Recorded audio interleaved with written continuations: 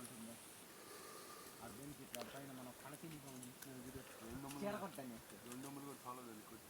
లోపల పెట్టి కొట్టి ఇది కూడా లోపల బాగా కొట్టాను లోపల కంపల్సరీ కొట్టాల్సి వస్తుంది